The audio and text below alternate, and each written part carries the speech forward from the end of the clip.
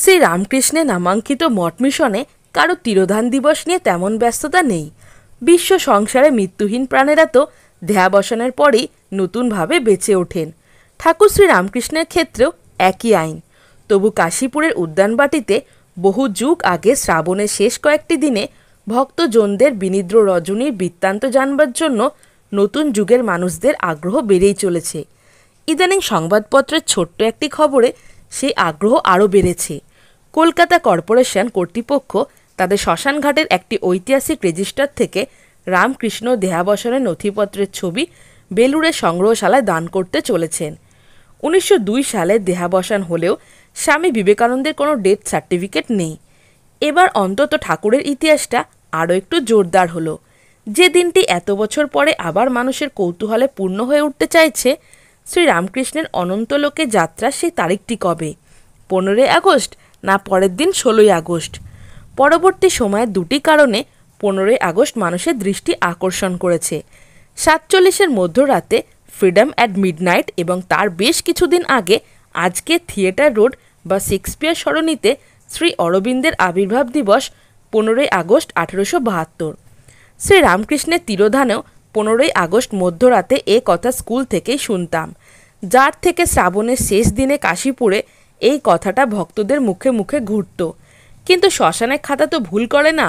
সেখানে 950 নম্বর এন্ট্রিতে লেখা 15 আগস্ট 1886। এখন সবাই বোঝে মধ্যরাতে ঘড়ির কাঁটা 12টার ঘর পেরোলেই তারিখ পাল্টে যায়। যদিও বাংলা হিসাবে সূর্যোদয়ের আগে পর্যন্ত পুরনো তারিখটাই থেকে যায়, তাই জন্ম মৃত্যুর হিসাবে প্রায় একটা দিনের পার্থক্য এসে যায়। এই গোলমাল কাশীপুরে সরকারিভাবে সংরক্ষিত প্রয়াণ নথিতে রয়ে গিয়েছে। সাবধানী লেখক স্বামী প্রভানন্দ তার শ্রী রামকৃষ্ণের অন্তলীলা বইয়ের 2য় খণ্ডের প্রথম প্রকাশ আষাঢ় 1394 সরকারি নথি থেকে উদ্ধৃতি দিয়েছেন। রামকৃষ্ণ প্রমহংস, 49 কাশীপুর রোড, বয়স 52, মৃত্যুর তারিখ 15 আগস্ট 1886, লিঙ্গ পুরুষ, গতি ব্রাহ্মণ, পেশা প্রিচার, মৃত্যুর কারণ গলায় আলসার। কে রিপোর্ট করেছেন? জি.সি. ঘোষ বন্ধু। সাম্প্রতিক সংবাদপত্রে সংক্ষিপ্ত জি.সি. ঘোষ নামটি থাকায় বিভ্রান্তি কিছু বেড়েছে। অনেকে ধরে নিয়েছেন সংবাদদাতা গিরিশচন্দ্র ঘোষ, যাকে সংঘের অনেকেই জি.সি. বলে ডাকতেন। একসময় এই জি.সি. ঘোষের খোঁজখবর নিয়েছিলাম। পূর্ব নাম গোপালচন্দ্র ঘোষ, সুর, জন্ম 1828। যৌবনকালে চীনা বাজারের বিখ্যাত বেণীমাধব পালের দোকানে সামান্য চাকরি করতেন। শ্রী রামকৃষ্ণের সঙ্গে প্রথম সাক্ষাৎ 1875। বয়সে বড় বলে ঠাকুর এই ভক্তকে বুড়ো গোপাল বলে ডাকতেন। ইনি নরেন্দ্রনাথ প্রমুখকে 12খানি গেরুয়া ও রুদ্রাক্ষের মালা বিতরণ করেন। এর মধ্যে শেষ উপহারটি রাখা ছিল গিরিশ ঘোষের জন্য। গোপাল পরবর্তীকালে বরাহনগরে সন্ন্যাস গ্রহণ করেন। নাম হয় স্বামী অদ্বৈতানন্দ। মঠ মিশন ট্রাস্টি বোর্ডের প্রথম মিটিংয়ে তিনি সভাপতিত্ব করেন 1901 এবং পরবর্তীকালে দুবার মঠের অস্থায়ী সভাপতি হন। বেলুড় মঠে তার দেহাবসান 28 ডিসেম্বর 1909। ঠাকুরের শেষ দিনগুলি কাশীপুরের বৃত্তান্ত 2 ভুবন বিদিত জীবনীকার মহেন্দ্রনাথ গুপ্ত ও স্বামী শারদানন্দ কেউই বিস্তারিতভাবে লিখে যাননি। মহেন্দ্রনাথ শুধু লিখেছেন ঠাকুর 10 মাস ধরে ভুগেছিলেন, গলায় ঘা হয়েছিল, ভক্তেরা সেবা করে পরিশ্রান্ত, ডাক্তারের হাত ধরে কাঁদতেন ভালো করে দাও বলে, এবং শেষকালে বলতেন মা আমার শরীর রাখবেন না। কথামৃতর শেষ বিবরণ 24 এপ্রিল 1886। লীলা প্রসঙ্গ রচয়িতা স্বামী শারদানন্দ কাশীপুরের শেষ অসুখের দিনগুলির বিবরণ লেখেননি। এ বিষয়ে স্বামী চেতনানন্দ খোঁজখবর করেও বিশেষ কোনো বিবরণ দেখেননি। শ্রী ম ও শ্রী স্বামী শারদানন্দ যে ঠাকুরের দেহাবসানের পরে কাশীপুরে উপস্থিত হয়েছিলেন তার প্রমাণ বেঙ্গল ফটোগ্রাফার্সের 16 আগস্ট 1886 সালের তোলা ছবিতে রয়েছে। কথামৃত ও লীলা প্রসঙ্গে অন্তলীলা পর্বের খবর তেমন না থাকলেও প্রয়োজনীয় বিবরণের অভাব হয়নি। ছড়ানো ছিটানো এইসব স্মৃতিকথা থেকে স্বামী প্রভানন্দ তার শ্রী রামকৃষ্ণের অন্তলীলা বইতে অনেক খবর পাঠকদের উপহার দিয়েছেন। অন্য একটি বইয়ে বর্ণিত রয়েছে কথামৃত রচয়িতা শ্রীময়ের জীবনের পরবর্তীকালের ঘটনা। বহু বছর পরে 30 মার্চ 1924 তিনি একবার কাশীপুর উদ্যানবাটি দর্শনে গিয়েছিলেন। তখন এক আর্মেনিয়ান খ্রিস্টান ওই বাড়িতে বাস করতেন। ঘরের একটি অংশ দেখিয়ে শ্রী ম বলেন, এইখানে ঠাকুরের বিছানা ছিল, দক্ষিণ দেওয়ালের দিকে ছিল ঠাকুরের শিয়র। সেই দিন ডক্টর বক্সি তাকে জিজ্ঞাসা করলেন, ঠাকুর কেন খাটে শুতেন না? মেঝেতে শোয়া সুবিধে ছিল, দুর্বল শরীর, মাদুরের ওপর শতরঞ্চি, তার ওপর বিছানা। আমি নিজেও একসময় এই বিষয়ে একটা প্রবন্ধ লিখেছিলাম, শ্রাবণের শেষ দিনে কাশীপুর উদ্যানে। সেই প্রবন্ধ লিখেছিলাম দক্ষিণেশ্বরে অনেক দিন শ্রীরামকৃষ্ণের শরীর স্বাস্থ্য বেশ ভালোই ছিল। সুস্থ অবস্থায় তিনি আধসের থেকে 10 ছটাক চালের ভাত খেতেন। ব্যাধি বলতে আমাশা, আর ছিল বায়ুবৃদ্ধি রোগ। কবিরাজদের পরামর্শ মতো ছিলিমের ভেতর ধানের চাল ও মৌরি দিয়ে তামাক খেতেন। তার গলার থেকে প্রথম রক্তক্ষরণ আগস্টের 1885। ডাক্তারি ভাষায় এর নাম ক্লাজিম্যানস থ্রোট। প্রখ্যাত ডাক্তার মহেন্দ্রলাল তাকে দেখেন 2রা সেপ্টেম্বর 1885 এবং পরের মাসে 12ই অক্টোবর নিয়মিত চিকিৎসা শুরু করেন। তারই সিদ্ধান্ত, রোগটা ক্যান্সার, কবিরাজি ভাষায় রোহিণী রোগ। বাড়িওয়ালার চাপে শ্যামপুকুর আশ্রম ছেড়ে 90 কাশীপুর রোডে মাসিক 80 টাকা, 6 মাসের জন্য চুক্তি। এখান থেকেই নরেন্দ্রনাথ তার বন্ধুদের নিয়ে মিনাভা থিয়েটারের কাছে বিডন স্ট্রিটে পিরুর রেস্তোরাঁয় ফাউল কারির অর্ডার দিয়েছিলেন। সেই রিপোর্ট ঠাকুরের কাছেও গিয়েছিল। খরচাপাতি টানাটানি ও সেবকের সংখ্যা কমানোর বিভিন্ন সমস্যার কথা শুনে বিরক্ত ঠাকুর প্রিয়জনদের বলেছিলেন, তোরা আমাকে অন্যত্র নিয়ে চ, তোরা আমার জন্য ভিক্ষা করতে পারবি, তোরা আমাকে যেখানে নিয়ে যাবি সেখানেই যাব। 25শে মার্চ 1886 মেডিকেল কলেজের অধ্যক্ষ ডাক্তার J.M. কোটাস এসেছিলেন তাকে দেখতে। শোনা যায় ভূপতিনাথ মুখোপাধ্যায় ডাক্তার কোটাসকে 32 টাকা দিয়েছিলেন। আবার কেউ কেউ বলেন ডাক্তার কোটাস ভিজিট নেননি। বিখ্যাত ডাক্তার রাজেন্দ্রনাথ দত্ত এলেন 6 এপ্রিল 1886।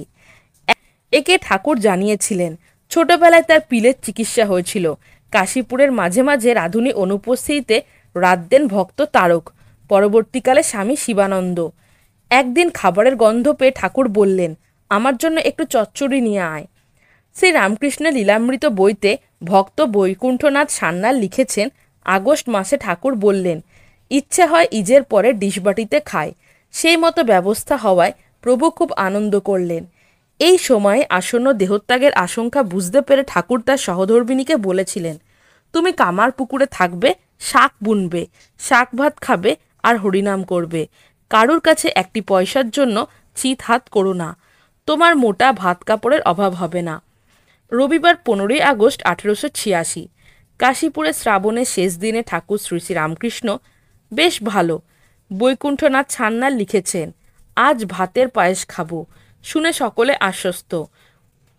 কিন্তু ওই দিনেই ঠাকুরের সেই বিখ্যাত উক্তি, ভিতরে এত খিদে যে হাড়ি হাড়ি খিচুড়ি খায়, কিন্তু মহামায়া কিছুই খেতে দিচ্ছেন না।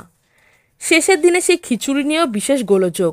সেবকদের জন্য শ্রী মা যে খিচুড়ি রাঁধছিলেন তার নিচের অংশ ধরে গেল। বিকেলের দিকে পরিস্থিতির পরিবর্তন হওয়ায় ভক্ত শশী পরবর্তীকালে স্বামী রামকৃষ্ণানন্দ কয়েক মাইল দৌড়ে গিয়ে ডাক্তার নবীন পালকে ধরে নিয়ে এলেন। ঠাকুর বললেন, আজ আমার বেশ কষ্ট হচ্ছে। ডাক্তারকে জিজ্ঞাসা করলেন, সারবে? ডাক্তার নিরুত্তর। একসময় ঠাকুর ভক্তদের বললেন, একেই নাভিশ্বাস বলে। ভক্তরা বিশ্বাস করল না। তারা ভাতের মণ্ড নিয়ে এলো। তখন প্রায় রাত 9টা। হঠাৎ ঠাকুরের সমাধি। নরেন সবাইকে হরি ওং তৎসৎ কীর্তন করতে বললেন। সমাধি ভঙ্গ হলো রাত প্রায় 11টায়।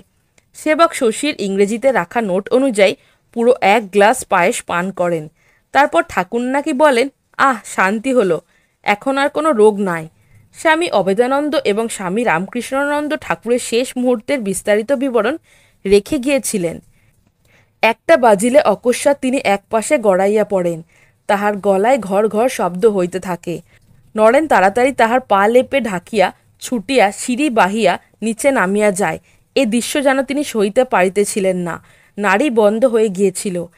আমরা সকলে ভাবিলাম উহা সমাধি। সেই রাত্রেই দক্ষিণেশ্বরে ঠাকুরের ভাইপো রামলালকে খবর দেওয়া হলো। রামলাল এসে বলল, ব্রহ্মতালু গরম আছে, তোমরা একবার কাপ্তেন উপাধ্যায়কে খবর দাও। তিনি তাড়াতাড়ি এসে বলেন, মেরুদণ্ডে গব্যঘৃত মালিশ করলে চৈতন্যোদয় হবে। 3 ঘন্টার বেশি মালিশ করেও কোনো ফল হলো না। 16ই আগস্ট সকালবেলা ডাক্তার মহেন্দ্রলাল সরকারের কাশীপুরে আবির্ভাব। বৈকুণ্ঠনাথ সান্যালের রচনা অনুযায়ী পরের দিন প্রত্যুষে ডাক্তারে মহেন্দ্রলাল সরকার সর্বপ্রথম উদ্যানে উপস্থিত হন। অভেদানন্দনের বর্ণনা অনুযায়ী ডাক্তার সরকার বেলা 10 ঘটিকায় এসে নাড়ি দেখে বললেন, ঠাকুরের প্রাণবায়ু নির্গত হয়েছে। অনেক বিচার বিবেচনার পর স্বামী প্রভানন্দের মতামত, ডাক্তার সরকার কাশীপুর পৌঁছান বেলা 1টায়। ডাক্তার সরকারের দিনলিপি খাওয়া দাওয়ার পর প্রথমে ডাফ স্ট্রিটে যায় এক রোগিণীকে দেখতে, তারপর পরমহংসের কাছে। তিনি মৃত। গত রাতে 1টার সময় তার দেহাবসান হয়েছে। ডাক্তার মহেন্দ্রলাল ছবি তোলার পরামর্শ দিলেন এবং নিজের চাঁদা হিসাবে 10 টাকা রেখে গেলেন। বেঙ্গল ফটোগ্রাফার্সের ছবি তোলা সম্বন্ধে অভেদানন্দের বর্ণনা, রামবাবু নিজে খাটের সম্মুখে দাঁড়াইয়া নরেন্দ্রনাথকে তাহার পার্শ্বে দাঁড়াইতে বলিলেন। আমরা সকলে নির্বাক হইয়া সিঁড়ির ওপর দাঁড়াইলাম। বেঙ্গল ফটোগ্রাফার কোম্পানি 2খানা গ্রুপ ফটো তুলিয়া লইলেন। কাশীপুর মহাশ্মশানের উদ্দেশ্যে তার যাত্রা শুরু হয়েছিল বিকেল 6টার পর। 16ই আগস্ট 1886 তারিখে বেঙ্গল ফটোগ্রাফার্স 2টি গ্রুপ ফটোগ্রাফের ঐতিহাসিক গুরুত্ব অনেক। মঠ মিশনের কর্তৃপক্ষ স্বাভাবিক কারণেই এই ছবি প্রচারে কোনো দিন উৎসাহিত হননি। বৈকুণ্ঠনাথের মন্তব্য, পরিতাপের বিষয়, অত্যাধিক লম্বা বশত প্রাতঃকালের সে জ্যোতির্ময় ভাবটি তখন অস্তমিত হইয়াছিল। সহজলভ্য না হওয়ায় একসময় গ্রুপ ছবিটি সাইক্লোস্টাইল অবস্থায় বিক্রি হতো এবং একসময় আমিও একটি কপি শিয়ালদহ রেল স্টেশন থেকে সংগ্রহ করি। একসময় চিরনিদ্রায় শায়িত রামকৃষ্ণের দেহ বাদ দিয়ে এই ছবি প্রচারিত হতো।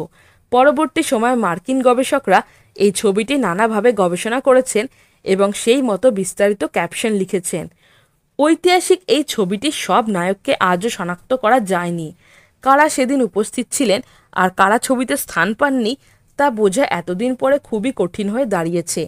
আমেরিকার তৈরি বিবেকানন্দ অ্যালবামে 33 জনের নাম উল্লেখ করা হয়েছে, কিন্তু তাছাড়া আরও 19 জনকে দেখতে পাওয়া যাচ্ছে।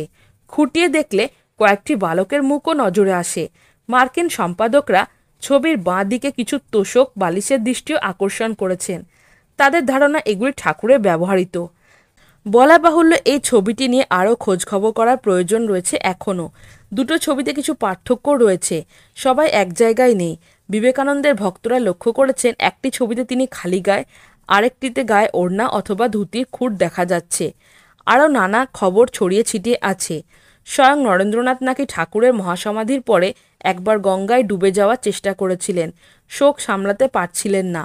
আরও অনেক কিছু ঘটেছিল সেদিন উদ্যানবাটিতে এবং মহাশ্মশানে। পরবর্তীকালে আরও স্পষ্ট, শিষ্যেরা দাহের পক্ষে ছিলেন না, তারা চেয়েছিলেন সমাধি। বিবেকানন্দ একটি চিঠি ভগবান শ্রী রামকৃষ্ণের শরীরে নানা কারণে অগ্নি সমর্পণ করা হয়েছিল। এই কার্য যে অতি গর্হিত তারা সন্দেহ নয়। এক্ষণে তাহার ভস্মাবশেষ অস্থি সঞ্চিত আছে। উহা গঙ্গা তীরে কোন স্থানে সমাহিত করিয়া দিতে পারলে উক্ত মহাপাপ হইতে কথাঞ্চিত বোধ হয় মুক্তি ঘটবে। বিবেকানন্দের এক চিঠি ভগবান রামকৃষ্ণের শরীরে নানা কারণে অগ্নি সমর্পণ করা হইয়াছিল। এই কার্য যে অতি গর্হিত তার আর সন্দেহ নাই। এক্ষণে তাহার ভস্মাবশেষ অস্থি সঞ্চিত আছে। উহা গঙ্গার তীরে কোন স্থানে সমাহিত করিয়া দিতে পারিলে উক্ত মহাপাপ হইতে কথাঞ্চিত বোধহয় মুক্ত হইবে। স্বামী অভেদানন্দ লিখেছিলেন, নরেন্দ্রনাথ বলিল, দেখো, আমাদের শরীরই শ্রী শ্রী ঠাকুরের জীবন্ত সমাধিস্থল। এসো, আমরা সকলে তাহার পবিত্র দেহের ভস্য একটু করে খাই আর পবিত্র হই। নরেন্দ্রনাথ সর্বপ্রথম কলসি হইতে সামান্য অস্থির গুঁড়া ও ভস্য গ্রহণ করিয়া জয় রামকৃষ্ণ বলিয়া ভক্ষণ করিলেন। 16ই আগস্টের বিকেলবেলায় অনেক বিবরণ পরবর্তীকালে ধৈর্য সহকারে সংগৃহীত হয়েছিল। সেদিন আকাশে বর্ষা মেঘের হালকা আবরণ। মহাসমাধিস্থ মহাপুরুষের শরীরের বাহিরে আনয়নপূর্বক এক বিস্তীর্ণ শয্যা শয়ন করাইয়া আর্দ্র বস্ত্র অঙ্গ পরিষ্কার করিয়া দেওয়া হইল। অদ্য মনের সাধে জন্মের মতো চন্দন পরা হইল। প্রভু আমার যেন ফুলশয্যায় শয়ন করিয়াছেন। আরেকজন রামকৃষ্ণ অনুরাগী ট্রিবিউন পত্রিকার সম্পাদক নগেন্দ্রনাথ গুপ্তের বিবরণ, তার মাথার নিচে একখানি আর পা দুখানির মধ্যে একটা বালিশ, একখণ্ড মেঘ থেকে বড় বড় দানার বৃষ্টি ঝরে পড়ল। উপস্থিত সকলে বলতে থাকলো, এই হচ্ছে পুরাণ কথিত স্বর্গে থেকে ঝরে পড়া পুষ্পবৃষ্টি। সংবাদপত্র রিপোর্ট অনুযায়ী কলিকাতা হইতে 100-150 লোক যাইয়া অন্ত্যেষ্টি ক্রিয়ায় যোগদান করিয়াছিলেন। স্বামী প্রভানন্দ লিখেছিলেন, 1 ঘণ্টার মধ্যে চিতা স্বকার্য সাধন করিয়া লইল। যখন চিতানল পূর্ব প্রভাবে জ্বলিতেছিল, সেই সময় ঠিক চিতার ওপর গুড়ি গুড়ি বৃষ্টি হইয়াছিল। ঠিক কখন সমাধি লাভ হয়েছিল তা নিয়ে সামান্য মতভেদের উল্লেখ রয়েছে। ঠিক কখন মহাসমাধি লাভ হয়েছিল তা নিয়ে সামান্য মতভেদের উল্লেখ করেছেন স্বামী প্রভানন্দ। 16ই আগস্ট প্রাত 1:02, অন্য মতে 1:06। সরকারের কাছে রিপোর্ট সঙ্গে সঙ্গে দেওয়া হয়নি। বুড়ো গোপাল এই রিপোর্ট দাখিল করেন 3 দিন পরে। শ্মশানে আরও অনেক কিছু ঘটেছিল। বিশেষ ভক্ত বসুমতী পত্রিকায় সতীশ মুখোপাধ্যায়কে শ্মশানে সাপে কামড়েছিল। আরও শোনা যায় কেউ কেউ শ্মশান থেকে অস্থি সংগ্রহ করেছিলেন। তাদের মধ্যে একজন ছিলেন বুটে। সেগুলো নাকি একসময় পুজো করা হতো। নরেন্দ্রনাথের খুড়তুতো ভাই হাবু দত্ত অমৃতলাল পরবর্তীকালে গলায় একটি হাড়ের মালা পরতেন, যা নাকি শ্রীরামকৃষ্ণের পুতাস্থিতে তৈরি। আরও নানা কাহিনী এতদিন পরও লোক মুখে ছড়িয়ে ছিটিয়ে রয়েছে। কোনো ধৈর্যশীল গবেষক সমস্ত সংবাদ সংগ্রহ করে একালের পাঠকদের উপহার দিলে মন্দ হয় না। সেই সঙ্গে আশঙ্কা হয় ঠাকুরের কিছু অস্থি কোথাও কোথাও আজও লুকিয়ে আছে। হ্যালো ফ্রেন্ডস, আমি জয়িতা। আপনারা দেখছেন বুক অফ নলেজ চ্যানেল। আপনি কি খাদ্যরসিক বা ভ্রমণ প্রেমী? তাহলে নিচে দেওয়া ডেসক্রিপশন বক্সের লিঙ্কে ক্লিক করুন। আর রহস্য, এডুকেশন, অ্যাডভেঞ্চার রিলেটেড ভিডিও পেতে আমার চ্যানেলটিকে সাবস্ক্রাইব করুন। ভালো লাগলে অবশ্যই লাইক, কমেন্ট আর বন্ধুদের সাথে শেয়ার করুন। তো বন্ধুরা, আজকে আমার টপিক ভালো লেগে থাকলে চ্যানেলটিকে like, comment, share and subscribe করতে ভুলো না।